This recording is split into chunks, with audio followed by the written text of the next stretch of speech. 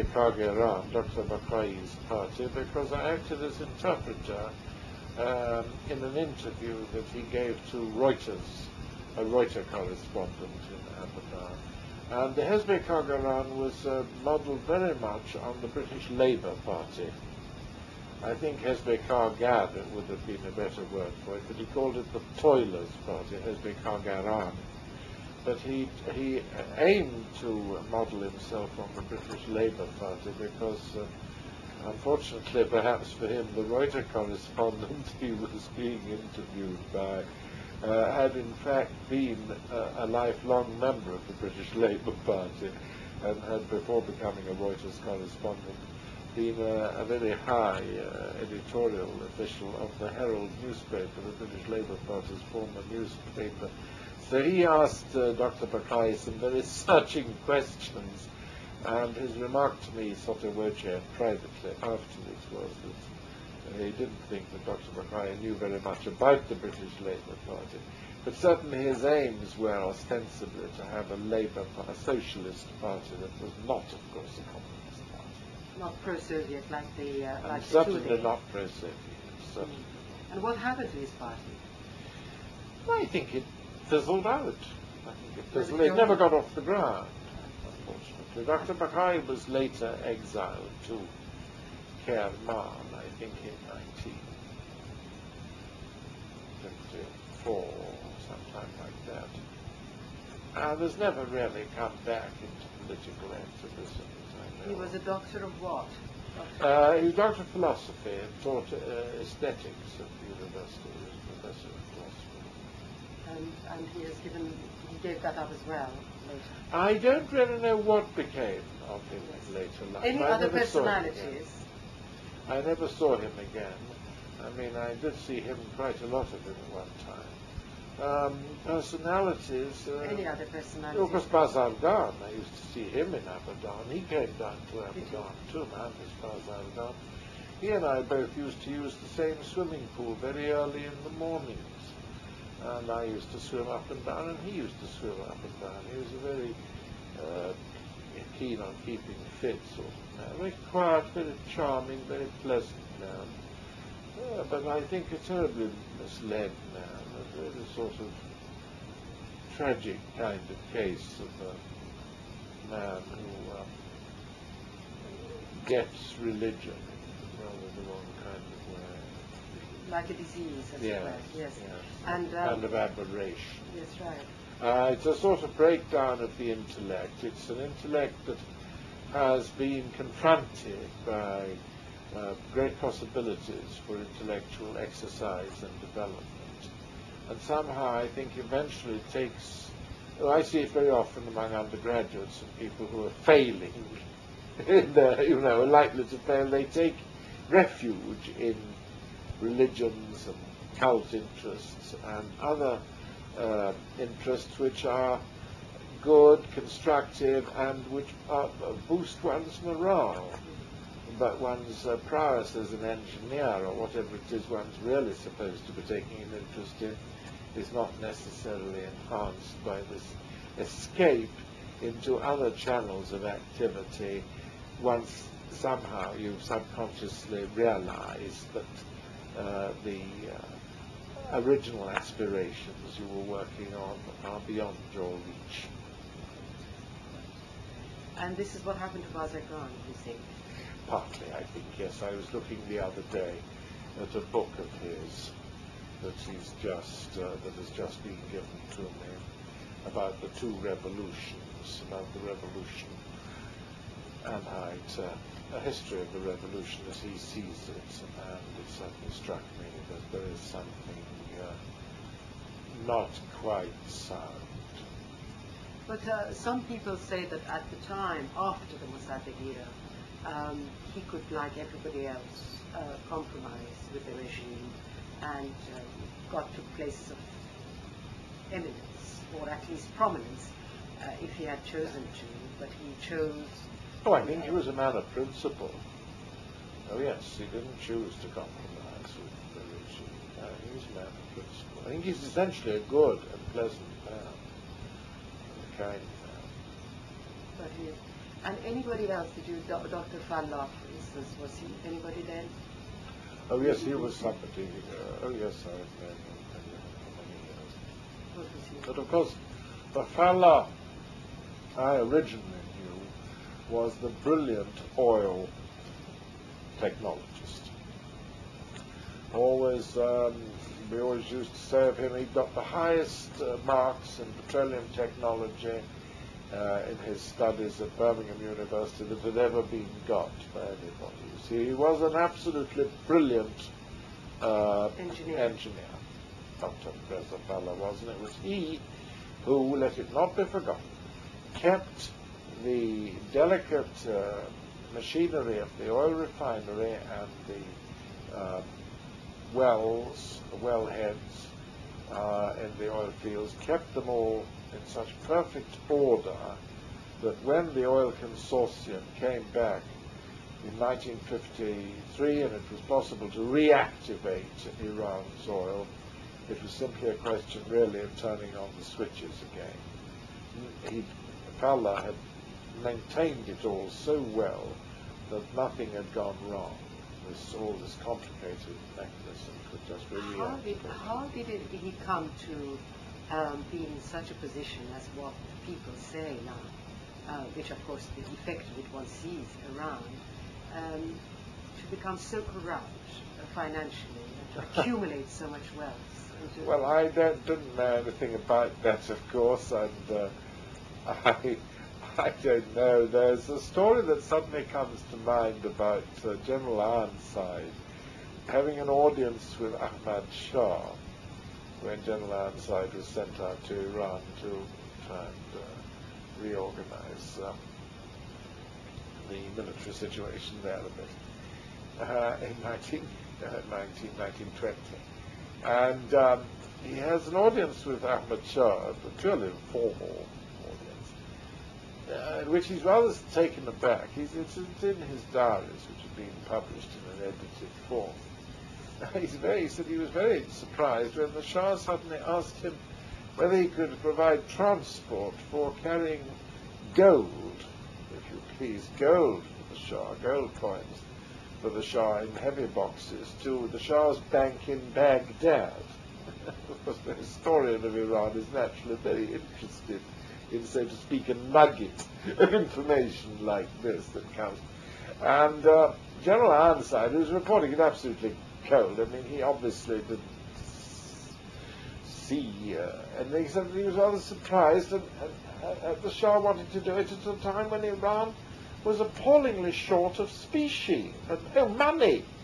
And so he was taken aback, and he said, I said to the Shah, but, you know, you were actually sending money out of the country, Your Majesty, at a time when the country seems to need money so much. And Ahmad Shah replied, oui, mon général, tout le monde est de temps en temps égoïste. Well, I'm reminded of that. I don't know anything about how Reza Fallah became, as you say, corrupt, etc., and amassed such a lot of money. But I suppose that it's a question of tout le monde qui devient de temps en temps un peu égoïste. I was astonished when I was told only a year or two ago, as I was being taken out to the extremely luxurious circumstances in which his widow lives for lunch at Windsor, near Windsor. And as I was being driven there, my Iranian hostess told me that this lady we were going to have lunch with Reza's widow gets a scent, as it were, on almost every barrel of oil that's moved anywhere in the world. How did you manage that? Well, he was obviously, he was a very great petroleum technologist, and he managed to get himself involved, I suppose, in this, I think, rather dirty oil cartel world, you see, international oil world, and got himself involved in so many deals that is the situation. Anybody else of that era that you can remember, personalities? We can go back to the intellectuals later. Manageric Ball, of course, one saw in slightly later times. But personalities. See, I never met Mossadegh. I never met a man I'd dearly loved to have met, who was Governor Sultanate. That I can't really. Did you ever meet that man who was Mossadegh's foreign minister, whose name I've forgotten, and who was killed afterwards?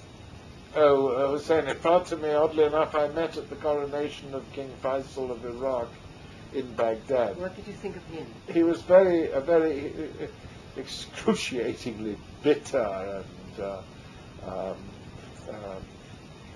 twisted sort of man. I remember he was very offensive when I was introduced to him, though we were in somebody else's houses, where we were in the Royal Palace of Baghdad, because at that time, of course, Britain didn't have relations with Iran.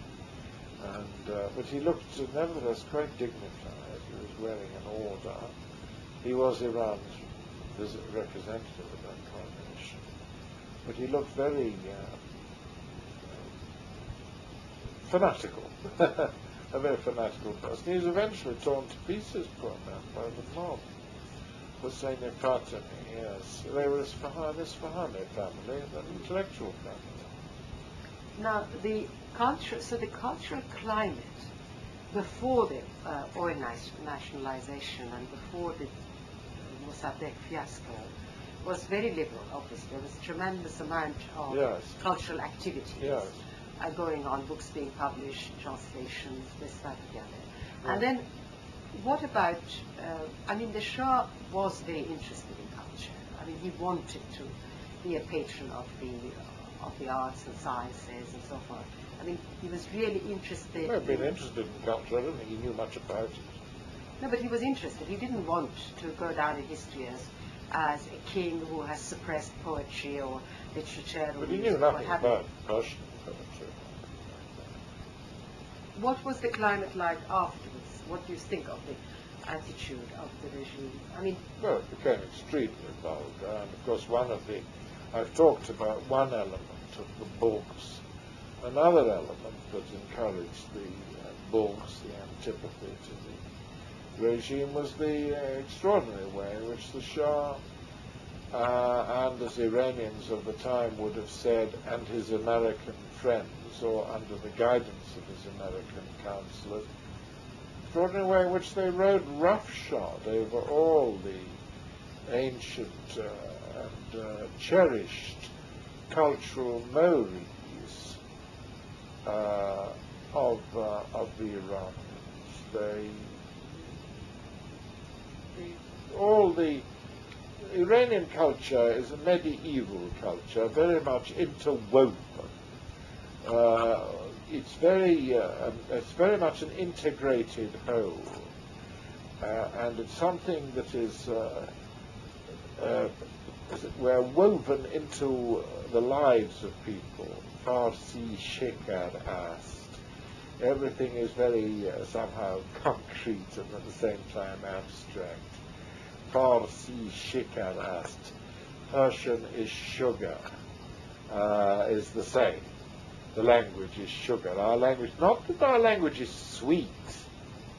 Our language is sugar. And then you see an Iranian, as my Iranian assistant the day before yesterday in this very room.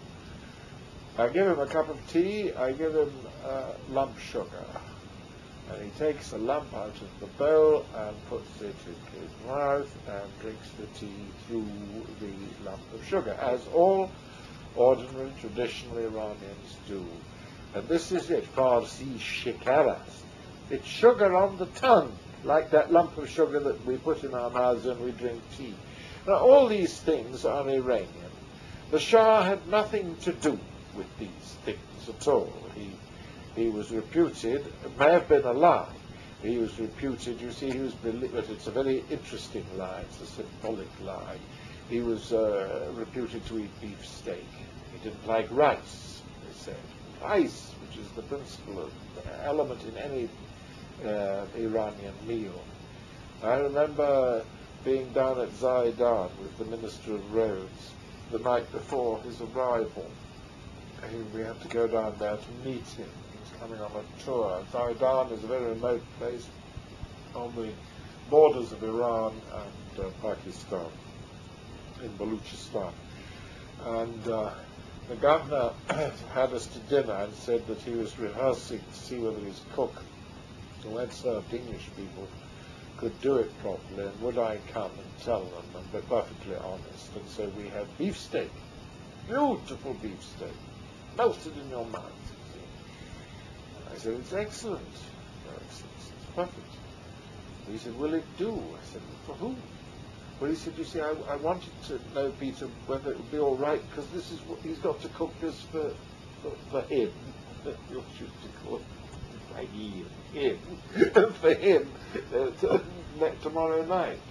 So I said, oh yes, I said, His Majesty will be very pleased if it's like this. And the cook was sent for, and I told the cook, I said, Shabash, this is just how it should be.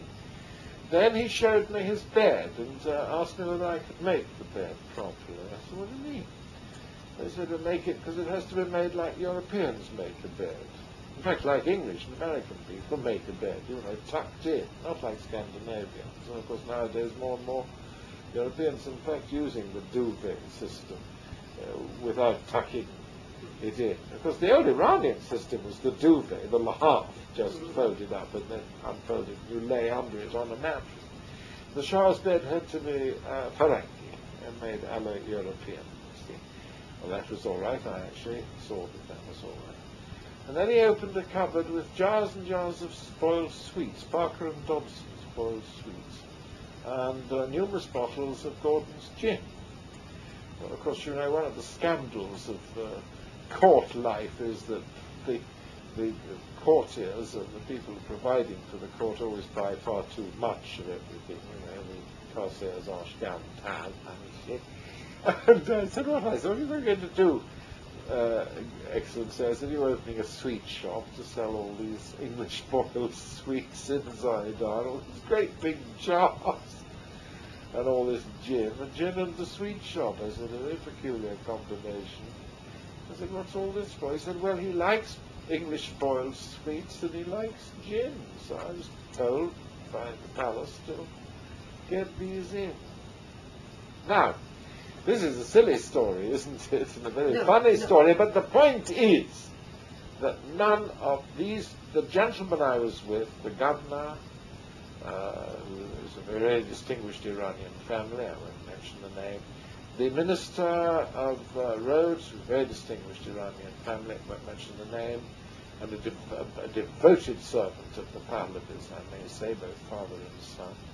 But you see, to these gentlemen, all this was odd,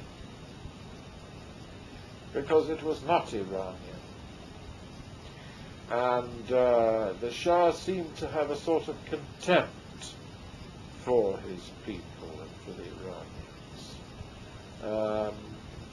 And to be so remote from them. And then his sycophants, the people who let him down so badly, these dreadful fellows who profited so well from his regime and its scandals, they too were all so Farangim, Hamishun Jafar Khan as Farangam types. All of them were so,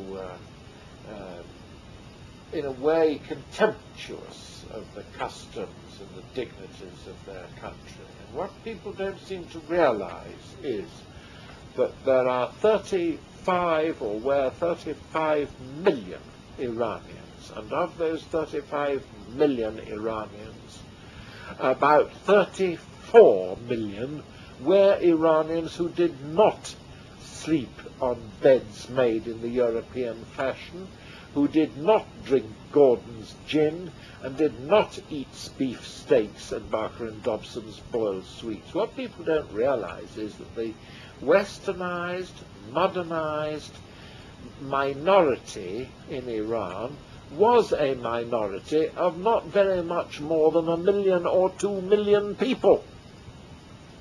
And what Khomeini has done in that revolution was to bring out the other 33.5 million. Yes, but you see the point. Don't you think that it's not an isolated, I mean, I'm just putting it to you, it is not an isolated instance, and that it is very typical of what we call nowadays cultural shock, which is that the more cultured, the more advanced, the more intelligent element who come into contact with Western civilization, Western way of life, begin to lose the security that their own culture is worth keeping, and develop this kind of inferiority complex, which shows itself, it is really the contempt for the self, much more than the contempt for the other person. And so that what you really despise, and I could see that, and everybody could see that among some of the ruling classes, because the Shah was also very patriotic. That's the paradox, and that's what I'm trying to emphasize, that he really was very patriotic. He really had a sort of historical vision of himself and of his rule. He had to like the country that gave him his job. And but he did have all this sort of idealism as well. But what I'm saying is that this cultural shock produces the condition in which you doubt your own self, you despise your own self, and if you're in a position of power, this contempt is translated into contempt for others, and wanting the things to change so drastically and so quickly into becoming what the masters or what the people you are trying to emulate are like, regardless of the fact that the English may be wonderful or the Europeans may be wonderful in some areas, but in others they're just as, they're just as deficient. Well, of course, most of the Iranians wanted improvement, but I think the improvement should have been taken more slowly and taken more in the way of developing Iran for Iranians, developing it in an Iranian way, instead of in such a... Of course, Reza Shah himself tried to develop it much more in an Iranian way. But you see, I was coming back foreign to that. influences became so evident after the fall of Mossadegh. As an Iranian once said to me, he said, the British used to be very influential in this country. This was an elderly Iranian who had been an official, a man of affairs and experience. He says, the British used to be influential in this country before. He said, but now it's the Americans. But he said, in all my years, I never saw a British official sitting at a desk in a corner of an Iranian official's office. But he said, I see American officials actually sharing offices with Iranian officials. He said, we never had that. The British were certainly behind the scenes very often and very influential indeed, but they never actually came and took up space in our offices. We were not a colonial power to that extent.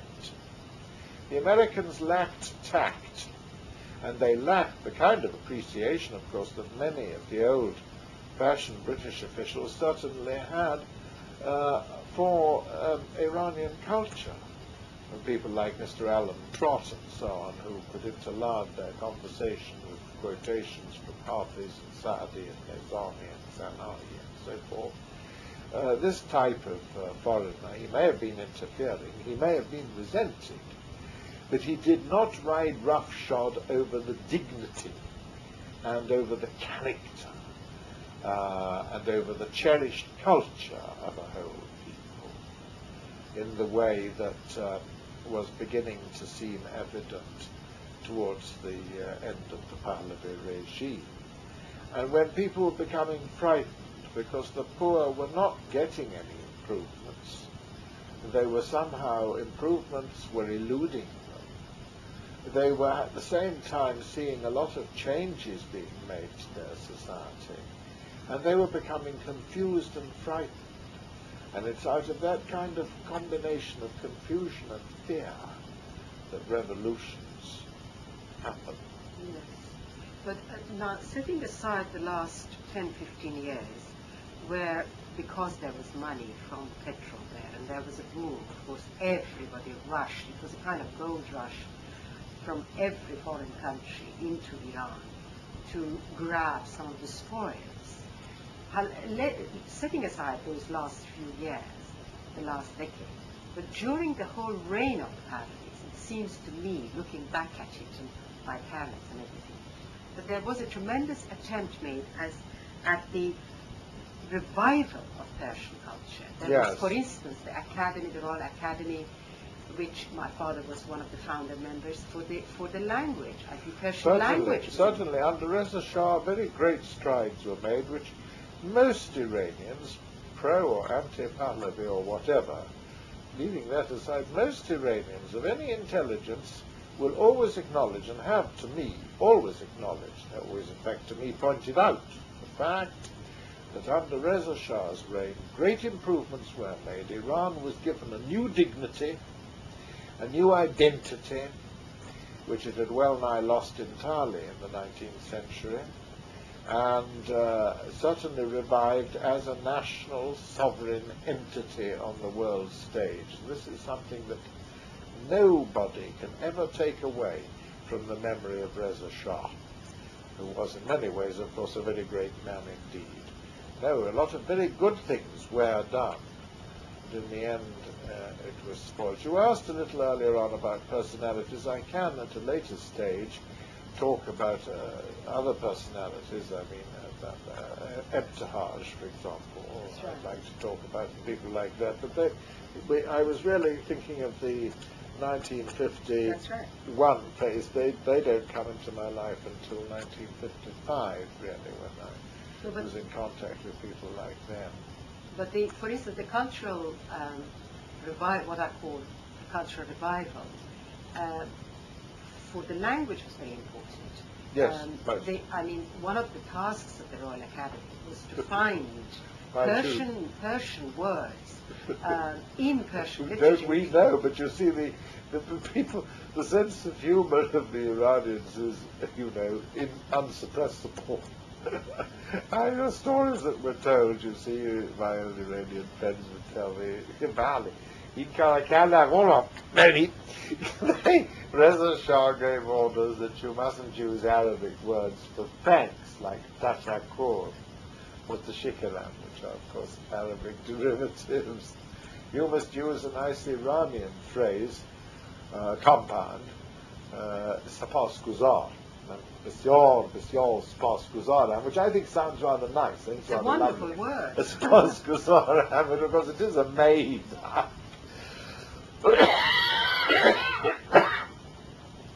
Word.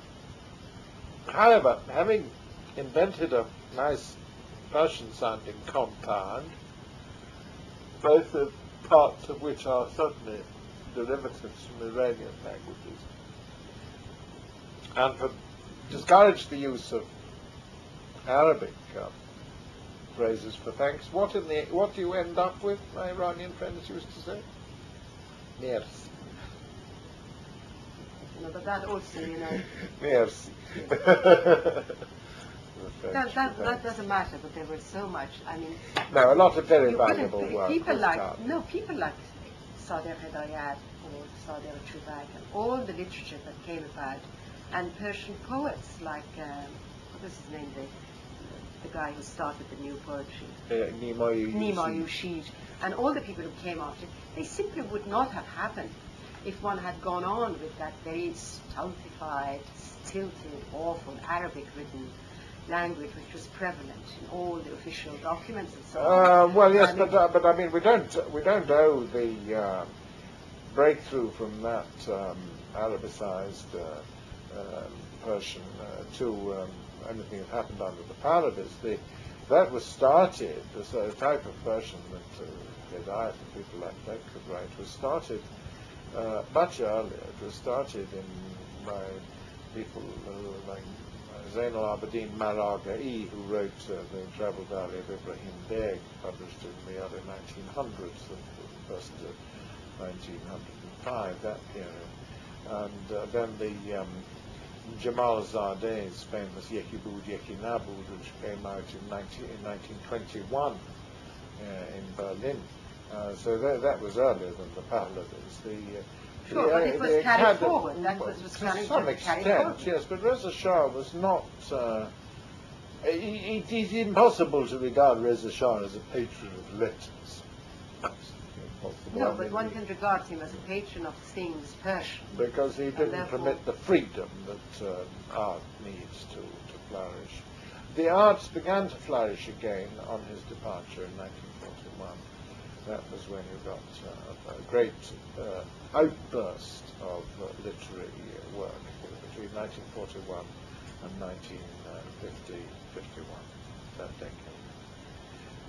The famous Writers' Congress that was held under the auspices of the Soviet embassy during Gavar Sultan's government in 1946 was very remarkable. I've got the proceedings of it, very remarkable. What was it?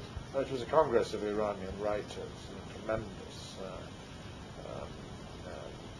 statement of the aims of literature and the necessity of keeping Iranian literature alive. This was after the period under Reza Shah, when public expression, literary expression, was very, very heavily guarded, very carefully censored and guarded. Reza Shah's was a dictatorship, a very strong dictatorship. Then there was this wonderful period I've alluded to of freedom, and then the fall of Mossadegh. Still the freedom lasted for a time, until really after 1963, after the